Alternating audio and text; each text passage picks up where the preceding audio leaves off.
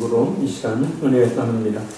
우리는 앞단락인 1절에서 11절을 통해서 다윗이 거듭되는 자신을 죽이려는 그 사울의 위협과 관련해서 요나단을 찾아가 도움을 요청한 장면을 살펴보았습니다. 이어지는 오늘 본문은 요나단이 다윗의 요청을 수락하면서 장차 이스라엘의 왕이 될 다윗에게 자기를 구하는 장면, 그리고 다윗의 요청에 대해 방도를 강구하는 장면에 대한 말씀입니다. 구체적으로 어떤 일이 전개되는지 살펴보며 은혜 나누기 원합니다. 항상 성경 말씀을 통해서 우리에게 말씀하시는 성령 하나님의 음성이 우리 모두에게 들리게 되기를 바랍니다. 성령 하나님께서 우리의 모든 귀를 활짝 열어주셔서 하나님의 음성 듣게 해주시기를 바랍니다. 우리 12절 말씀 같이 읽겠습니다. 요나단이 다윗에게 이르되 이스라엘의 하나님 여호와께서 증언하시거니와 내가 내일이나 모레 이맘때에 내 아버지를 살펴서 너 다윗에게 대한 의함이 선하면 내가 사람을 보내어 네게 알리지 않겠느냐. 아멘. 요나단은 다윗이 요청한 곧 사울왕이 자신을 죽이려 할 때 자신에게 알려달라는 요청에 대해서 내일이나 모레 이맘때 곧 아버지 사울왕의 의향을 살펴서 죽이려 하지 않는다 해도 사람을 보내 알려주겠다고 말합니다. 그러면서 자신의 그 약속과 맹세에 거짓이 없음을 증명하기 위해서 하나님을 증인으로 내세웁니다. 하나님께서 증인으로 서신다는 것이 아니라 자신의 맹세에 대한 신실한 증인으로 하나님께서 계심을 고백하고 있는 겁니다. 다윗을 향한 자신의 그 약속의 신실함을 말하기 위함도 있지만 정말 하나님 앞에서 한 맹세임을, 아니 항상 하나님을 인식하고 있는 요나단의 모습을 볼 수 있습니다. 일명 코람되어 요나단의 신정의식을 알 수 있는 고백입니다. 어디를 가든지 무엇을 하든지 누구를 만나 무슨 말을 하든지 하나님께서 다 지켜보고 계심을 우리는 늘 인식해야 합니다. 이 사실 하나만 기억하고 행동해도 우리는 주님과 동행하는 삶, 정말 그리스도인다운 삶을 살 수가 있습니다. 정말 축복받는 삶을 살 수가 있습니다. 우리는 우리가 인정하든 인정하지 않든 늘 하나님 앞에서 말하고 행동하고 있기 때문입니다. 우리는 늘 하나님 앞에서 살고 있는 것이 사실이기 때문이에요. 요나단은 다윗이 자신의 생명에 위급하면서 구원받을 수 있는 방법을 요청한 것에 대해서 하나님을 증인으로 모시는 약속을 하면서 다윗에게 몇 가지 축복과 또 자신의 간절한 소망을 이야기합니다. 첫째는 여호와께서 다윗과 함께 하실 것을 축복합니다. 우리 13절 읽겠습니다. 그러나 만일 내 아버지께서 너를 해치려 하는데도 내가 이 일을 네게 알려주어 너를 보내어 평안히 가게 하지 아니하면 여호와께서 나 요나단을 벌을 내리시고 또 내리시기를 원하노라. 여호와께서 내 아버지와 함께 하신 것 같이 너와 함께 하시기를 원하노라. 아멘. 요나단은 설사 아버지 사울왕이 다윗을 해치려 한다 해도 그것을 다윗에게 알려 다윗으로 하여금 도망하여 결코 해를 당하지 않게 하겠다고 맹세합니다. 만약 다윗이 죽는 일이 벌어지면 하나님께서 자신에게 벌을 내리시기를 원한다고 말하면서 다시 한번 자신의 약속을 확증합니다. 그러면서 요나단은 다윗을 향해서 이렇게 축복합니다. 여호와께서 내 아버지와 함께 하신 것 같이 너와 함께 하시기를 원하노라. 곧 하나님께서 다윗과 함께 해주시기를 축복하고 있는 거예요. 그런데 좀 의아한 것은 하나님께서 사울왕과 함께 하신 것 같이 다윗과 함께 하시기를 축복하고 있다는 거예요. 비교할 사람을 비교해야지 말입니다. 그런데 내 아버지와 함께 하시는 것 같이 너와 함께 하시기를 이라는 말에서 하심이라는 말과 또 하시기를 이라는 말의 문법을 보면 그 의미의 차이를 분명하게 알 수 있습니다. 이 말은 둘 다 히브리어 하야라는 말로 사용이 되어집니다. 그러니까 사울 왕에게 사용된 하심이라는 말은 이 문법상 완료형을 의미합니다. 다윗에게 사용한 하시기를 이라는 말은 미완료형이 사용되고 있습니다. 곧 사울 왕에게 하나님이 함께 하심은 과거에 있었으나 오늘날에는 없는 것을 의미하고 다윗의 경우에는 앞으로도 계속 있게 되기를 기원하는 날이 됩니다. 하나님은 이미 사울 왕에서 떠나버리셨기 때문입니다. 이것을 요나단이 잘 알고 있는 겁니다. 왜냐하면 아버지의 모습을 보니 성령이 이마에 있는, 성령이 충만한 하나님의 사람으로는 도저히 보일 수 없는 행동을 하고 있기 때문입니다. 그러나 다윗에게는 하나님이 함께하고 계시고 또한 앞으로도 계속 함께하실 것이라는 축복입니다. 하나님의 사람에게 있어서 하나님이 함께하심처럼 큰 축복은 없을 것입니다. 왜냐? 이 하나님께서 함께하신다는 것은 하나님께서 모든 것을 주관해 주신다라는 것을 의미하는 것이기 때문이에요. 마치 어린아이와 늘 함께하는 부모처럼 말입니다. 그래서 하나님이 함께하신 것처럼 큰 축복이 예수 믿는 우리 하나님의 사람들에게는 없어요. 그래서 우리가 늘 서로 축복해야 합니다. 하나님께서 늘 함께하십니다. 우리 옆에 분과 축복합니다. 하나님이 늘 함께하십니다. 좀 감정을 실어서 한번 해보세요. 좀 축복을 비는 마음을 시작. 하나님이 함께하십니다. 둘째는 후일 요나단 자신에게 여호와의 인자하심을 베풀어 주시기를 소망합니다. 우리 14절 읽겠습니다. 너는 내가 사는 날 동안에 여호와의 인자하심을 내게 베풀어서 나를 죽지 않게 할 뿐 아니라. 아멘. 다윗은 8절을 보면 요나단에게 인자하게 행해줄 것을 요구했었습니다. 그러나 지금 입장이 바뀌어서 요나단이 다윗에게 여호와의 인자하심을 자신에게 베풀어 줄 것을 요청하고 있습니다. 인자는 히브리어로 우리가 잘 알다시피 헤세드라는 말입니다.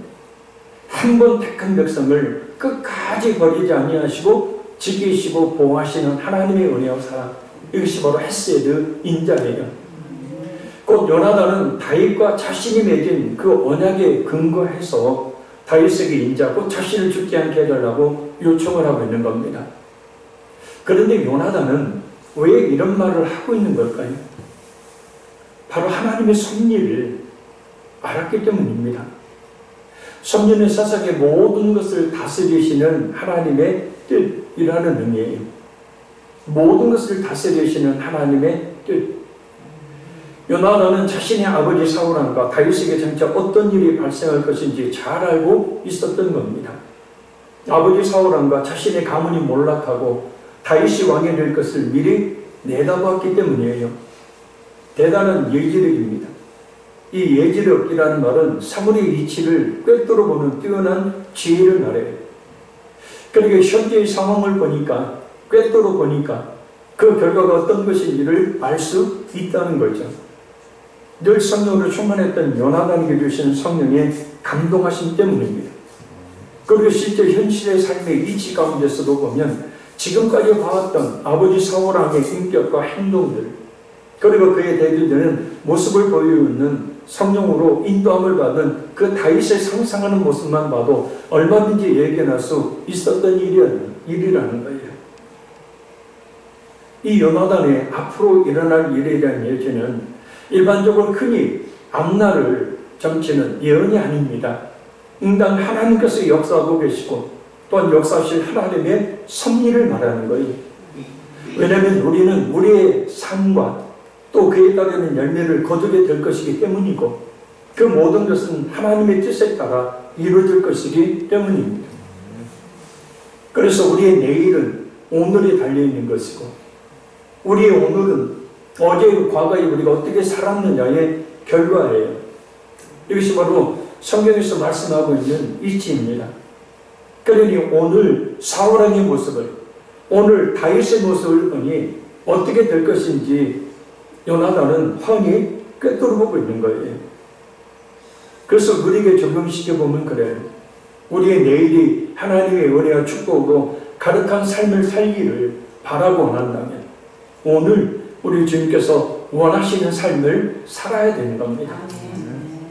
오늘 주님께서 원하시는 삶을 살지 않은 채 그저 기도만 하고 그저 내일이 밝고 내일 하나님의 은혜와 축복이 가득할 것을 요구하는 것은 하나님이 잠언서 말씀처럼 율법을 듣지 않는 자의 기도는 가증하니라 참 싫어하시는 거죠. 중요한 것은 요나단이 이런 하나님의 섭리를 인정하고 있다는 사실이에요.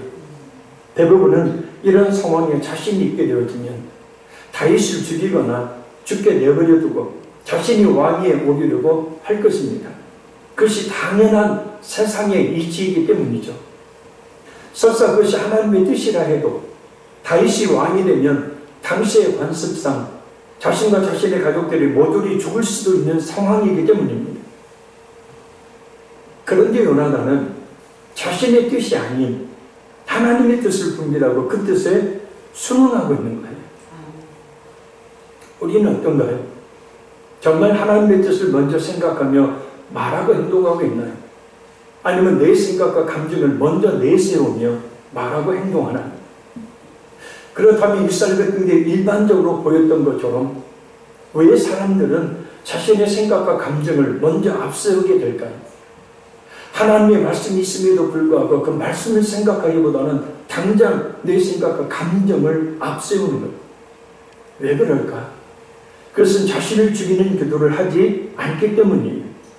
다른 기도는 많이 할지 모르지만 정작 가장 많이 해야 될 날마다 불쑥불쑥 솟아나는 이 죄악된 본성을 죽이는 자신을 죽이는 기도는 충분히 하지 않기 때문이라는 것. 이에 대한 대표적인 사례를 우리는 예수님께로부터 얻을 수 있습니다. 마가복음 14장 36절 말씀입니다. 이르시되 아빠 아버지여 아버지께는 모든 것이 가능하오니 이 잔을 내게서 옮기시옵소서. 그러나 나의 원대로 마시옵고 아버지 원대로 하옵소서. 아멘. 이 기도는 예수님의 겟세마네 기도죠. 가트라는 틀이라는 말과 슈마님이라는 올리브 열매를 뜻하는 말입니다. 이게 올리브를 짰던 틀이 있는 곳, 그것이 바로 겟세마네, 가트 슈마님이에요. 그래서 예수님은 가트 슈마님에서 반복되는 3번의 기도를 하셔요. 똑같은 기도의 제목으로. 예수님의 인성의 연약함이 가진 예수님의 원, 내 원대로 마시옵시고 예수님의 원, 곧 뜻은 하나님의 죄인들을 향한 진노의 잔을 받지 않으시는 거죠. 사실 인성의 연약함이라 표현했지만 그런 해석보다는 그만큼 그 십자가의 처참함과 끔찍함, 곧 예수님의 그 인성에 느껴지는 그 고통이 어떠함을 아셨기 때문이에요. 곧 우리 인간의 입장에서 표현하신 거죠. 그만큼 죄에 대한 하나님의 진노가 극심함을 말합니다. 중요한 것은 올리브 기름을 4번 짜듯 예수님은 3번의 기도를 통해서 예수님은 인성의 뜻인 I will을 내려놓으시고 아버지의 뜻인 You will이 이루어지기를 원한다. 우리의 관점에서 보면 방향의 대전환을 이루시는 거예요. 그래서 NIV 영어 성경에도 보면 Yet not what I will, but what you will 그래. 그러니까 예수님께서는 3번의 반복되는 똑같은 기도를 통해서 이 가트 슈마님의 땀방울이 변하여 핏방울이 되는 간절한 기도를 통해서 자신의 인성의 연약함을 이기심으로 자신의 뜻을 내려놓으시고 성도 하나님의 뜻만을 자신에게 남겨주셨던 거예요. 그래서 3번은 완전을 의미하죠. 삼위일체 하나님의 수예요. 그러니까 우리가 그만큼 우리의 죄악된 본성을, 우리의 인성을 철저하게 죽이는 기도를 해야만이 우리의 인성을 극복하고 넘겨 이길 수 있다는 거예요. 그래야 우리 자신의 뜻이 아닌 하나님의 뜻이 우리에게서 이루어지게 된다는 뜻입니다. 그러니까 이 기도를 하지 않게 되어지면 내 생각과 감정을 먼저 앞세우게 되어지는 거죠. 결국 이러한 자신의 예수님의 인성의 연약함을 이기시는 기도를 통해서 4번의 기름을 짜고 남은 올리브 찌꺼기가 마지막엔 땔감에 대해 불쏘시가 되었던 것처럼 예수님은 자신의 몸을 우리의 과거, 현재, 미래의 모든 죄를 대속하기 위한 대속됨을 십자가라는 재단에서 불태우셨던 거예요. 우리는 우리의 죄의 본성을 죽이는 기도를 하지 않으면 100% 내 뜻을 쫓아 내 뜻대로 살게 되지만 날마다 깨어 자신의 죄의 본성을 죽이는 기도를 하면 하나님의 뜻을 쫓아 하나님의 뜻대로 살게 된다는 것을 우리는 알 수 있습니다. 진정 자신을 죽이는 기도를 하면 할수록 우리의 뜻은 심해질 것이고 하나님의 뜻은 더욱 뚜렷하게 우리에게서 구현될 것입니다. 그러나 반대로 자신을 죽이는 기도를 하지 않으면 않을수록 우리는 하나님의 뜻과는 상관없는 내 뜻을 하나님의 뜻으로 여기며 앞서는 그런 사람이 될 것이에요. 이것은 참으로 무서운 것입니다. 왜냐하면 마태복음 7장 21절 이하의 말씀처럼 열심히 주의 일을 하고도 내 뜻대로 하지 아니하였다는 예수님의 버림받은 이후의 한마디 때문에 곧 하나님의 뜻대로 하지 않음으로 인하여 열심히 한 모든 사역을 하고도 버림을 받기 때문이라는 거예요. 날마다 우리 자신을 죽이는 기도를 통해서 우리에게 오직 하나님의 뜻만이 구현되도록 해야 합니다. 요나단이 자신이 모든 것을 다 내려놓고 오직 하나님의 섭리에 순응한 것처럼 우리 자신의 생각이나 감정이라는 뜻을 내세우지 않고 오직 하나님의 뜻이 무엇인지를 분별하고 그 뜻에 우리 자신의 모든 것을 철저하게 복종할 수 있는 하나님 앞에 참으로 겸손한 우리 모두가 더욱 되어야 될 줄로 믿습니다. 셋째는 다윗이 왕이 되어 대적들 없을 때 자신의 후손들에게 은혜를 베풀어 줄 것을 소망합니다. 우리 15절 읽겠습니다. 여호와께서 너 다윗의 대적들을 지면에서 다 끊어버리신 때이고 너는 내 인자함을 내 집에서 영원히 끊어버리지 말라 하고 아멘. 요나단이 이런 말을 하는 것은 앞에서 말했듯이 폐해가 된 왕가의 자손들을 모두 죽이는 것이 당시의 관습이었기 때문입니다. 살려두면 그 사람들 인해서 반역이 일어나기 때문에 모조리 죽이는 것이 당시의 관습이었어요. 이 요나단이 소망 그대로 사무엘하 9장 9절에 13절 보면 다윗은 왕이 되고 난 뒤에 요나단의 아들 무비보셋을 왕자처럼 식탁에 같이 앉아 먹이며 대우를 해줍니다. 자, 우리 다시 요나단의 입장으로 한번 돌아가 보게. 사실 다윗이 자신과 맺은 언약으로 자신의 이 후손들을 살려줄 것을 안다고 하지만 만약에 여기서 자신의 생각이나 감정을 내세웠다면 혹시라도 다윗이 이 언약을 얼마든지 배신해버린다면 그럴 가능성을 조금이라도 생각한다면 지금 다윗을 죽도록 내버려둬야 돼요. 아니 자신의 손으로 다윗을 죽이는 것이 당연합니다. 아니 당시의 관습을 보면 왕의 자리에 오를 요나단이기 때문에 요나단이 다윗을 죽여도 별 문제가 되지를 않아요. 그런데도 요나단은 하나님의 섭리, 하나님의 뜻이 무엇인지를 알기 때문에 그 섭리를 거스르지 않는 그 섭리에 전적으로 순응하는 모습을 보이고 있다는 겁니다. 사실 인간적으로 자식에겐 큰 손해가 되는 하나님의 뜻인데도 말입니다. 우리에게 시사해 주는 바가 정말 큰 요나단의 승리입니다. 우리는 하나님의 뜻이기에 기꺼이 우리가 누릴 수 있는 최고의 것들을 기꺼이 내려놓을 수 있을까? 이것이 하나님의 뜻이기에 하나님의 섭리이기에 기꺼이 내 생각과 감정을 내려놓을 수 있을까? 이것이 하나님의 뜻이기에 기꺼이 내 자신을 복종시킬 수 있을까?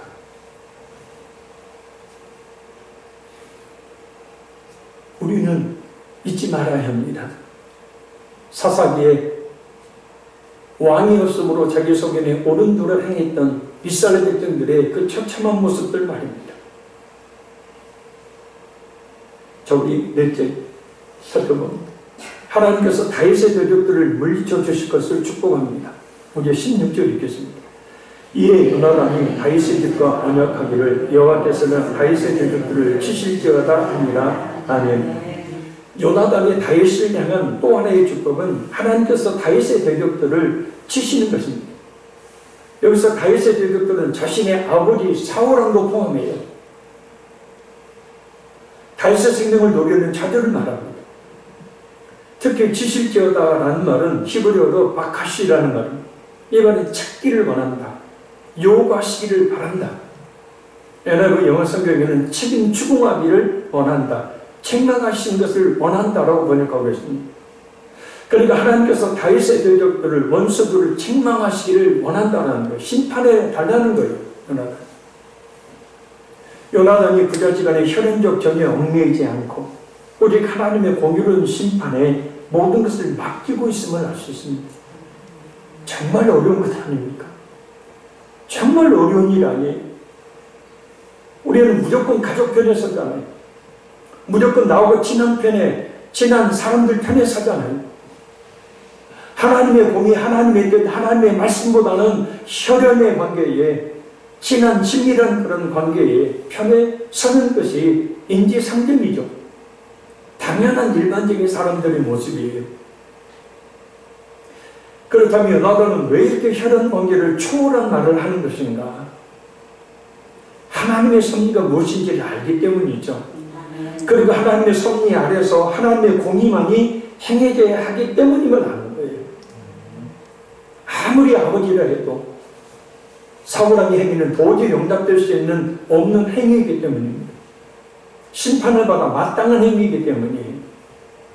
하나님께서 기름 부어 세운 다윗을 대적했으니 당연히 하나님의 심판이 있음을 요나단이 잘 알고 있었기에 이런 말을 하는 겁니다. 하나님은 대적자들을 반드시 심판하시는 분이시죠.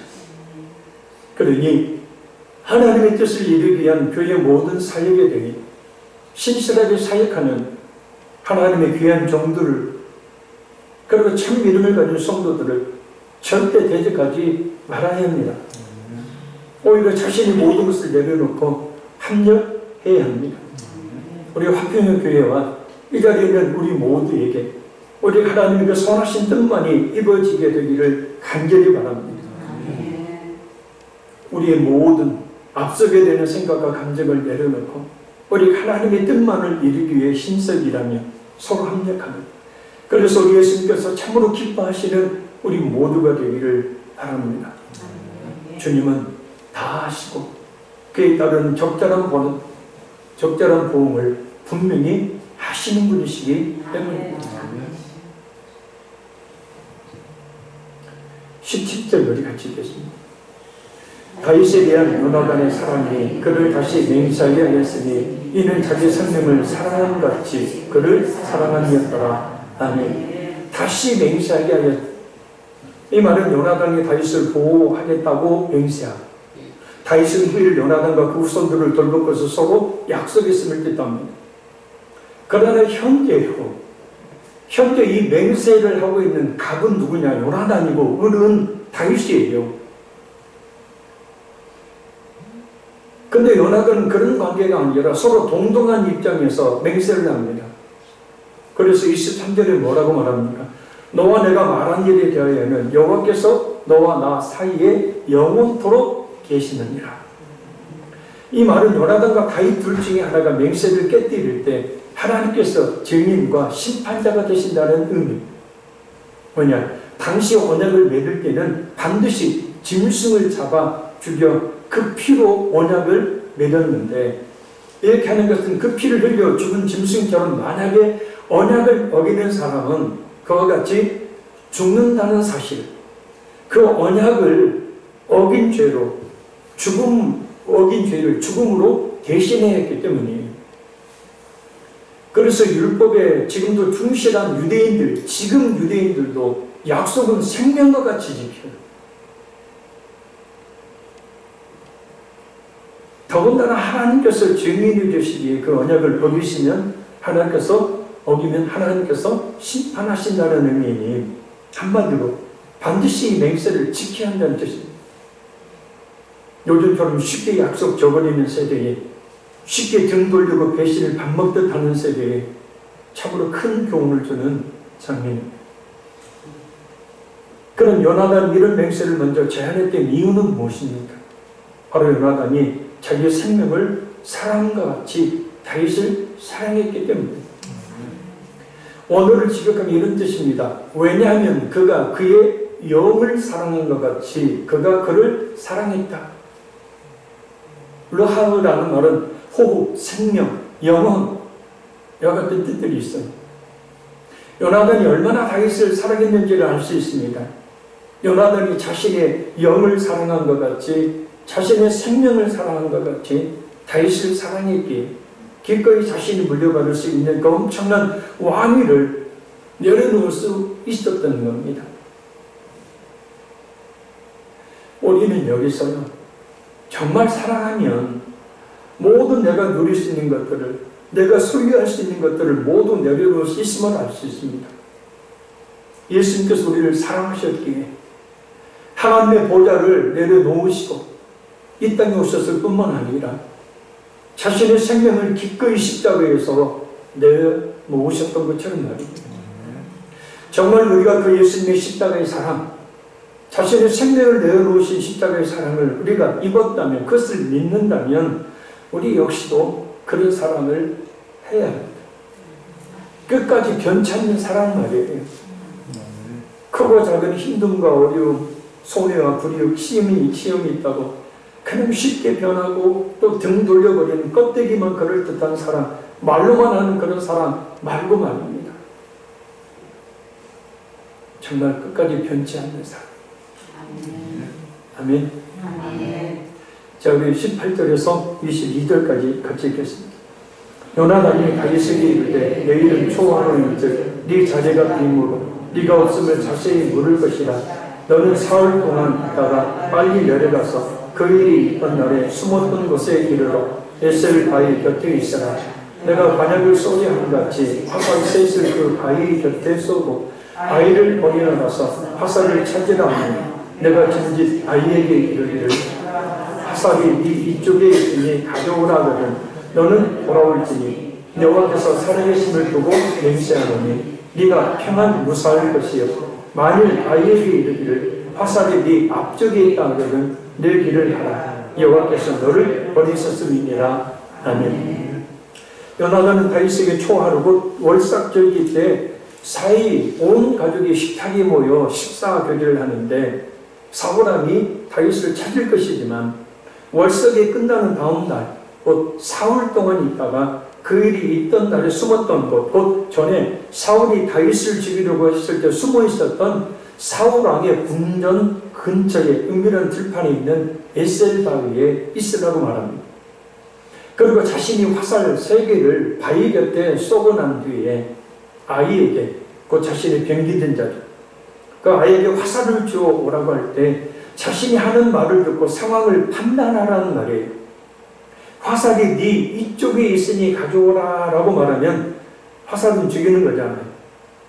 그러니까 안전하다는 뜻이니 돌아오고, 화살이 네 앞쪽에 있다 라고 말하면 위기의 상황이니 내 길을 가라, 곧 피하라는 뜻으로 알라고 말해줍니다.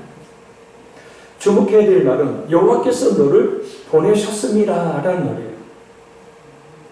곧 다윗이 목숨을 부지하기 위해 사울왕을 피해 도망하는 상황까지도 하나님께서 준비하신 일이 된다는 요나단의 신앙 고백의 말이에요. 요나단은 계속해서 여호와께서 계속 우리가 읽었던 본문에 계속해서 여호와께서라는 말을 사용합니다. 그가 얼마나 신전의식을 가지고 살고 있었는지, 그가 얼마나 하나님의 섭리를 알고 그 섭리 아래에 철저하게 순화하고 있는지를 잘 알 수 있게 하는 말이에요. 그냥 부르는 여호와께서가 아닙니다. 요즘 잘못된 믿음을 가진 자들이 하는 것처럼 자신의 생각이나 감정을 하나님에게서 비롯된 것이냐 들먹이며 쓰는 그런 호칭이 아닙니다. 자신이 하나님의 섭리를 알기에 하나님과 동의하기에 나오는 호칭입니다. 하나님의 이름은 그 이름을 진실하게 믿고 부르는 자에게 그 이름의 능력을 나타냅니다. 여호와께서 너를 보내셨습니다. 요나단 이 말은 다윗에게 그대로 이루어지죠. 그래서 다음 시간에 살펴볼 35절에 42절을 보면 하나님께서 다윗을 사울왕의 죽음의 위협으로부터 도망하게 하십니다. 사실 우리의 모든 삶은 하나님의 섭리, 곧 하나님의 그 주권적인 뜻에 따라 이루어집니다. 그래서 오늘 본문의 배경 속에서 본다면 하나님께서 기름 부어서 다윗을 대적하며 죽이려고 했던 사울왕의 말로가 어떻게 될 것인지, 그리고 다윗이 어떤 삶을 살 것인지 우리가 얼마든지 예상해 볼 수가 있습니다. 왜냐하면 하나님은 뿌린 대로 거두게 하시고 우리 모든 행위에 따라 징계와 또한 최후의 심판 그리고 또한 상을 분명하게 주시는 공의 하나님이시기 때문입니다. 그러니 우리가 어떻게 살아야겠습니까? 하나님 앞에서 우리가 어떻게 살아야겠습니까? 정말 우리 내일에 오직 하나님의 풍성하신 은혜와 축복이 가득한 내일이 되게 하려면 오늘 우리가 어떻게 살아야겠습니까? 말씀했습니다. 우리는 어디를 가든 무엇을 하든 누구를 만나 무슨 말을 하든 하나님께서 다 지켜보고 계심을 늘 인식하는 주님과 동행하는 삶을 살아야 합니다. 우리가 이 사실 인정하든 인정하지 않든 늘 하나님께서 지켜보고 계시는 앞에서 우리가 살고 있기 때문입니다. 우리는 우리의 생각과 감정이라는 것을 먼저 앞세우지 말고 하나님의 섭리를 깨닫고 그 뜻에 따라 살기를 힘써야 합니다. 그렇게 하는 비결은 예수님처럼 날마다 우리 자신의 생각과 감정을 죽이는 기도를 하는 것입니다. 우리의 죄의 본성을 죽이는 기도를 하지 않으면 내 뜻을 따라 그 뜻을 옳은 것으로 여기고 살게 되어서 사울처럼 하나님께 버림을 받게 되지만 날마다 우리 자신의 죄의 본성을 죽이는 기도를 하면 요나단처럼 하나님의 뜻을 쫓아 하나님의 뜻대로 살게 되기 때문입니다. 우리가 예수님의 자신의 생명을 내놓으신 그 십자가의 사랑을 입었다면 그것을 믿는다면 우리 역시도 그런 사랑을 해야 합니다.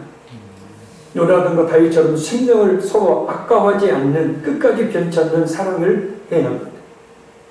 크고 작은 어려움, 소리와 불이 그리고 시험이 있다고 쉽게 변하고 또한 등 돌려버리는 그런 비겁한 사람 말고 말입니다. 하나님은 지금도 분명 그 공의를 행하고 계시는 분입니다. 죄인에게는 벌을, 의인에게는 상을 공평하게 주시는 분이십니다.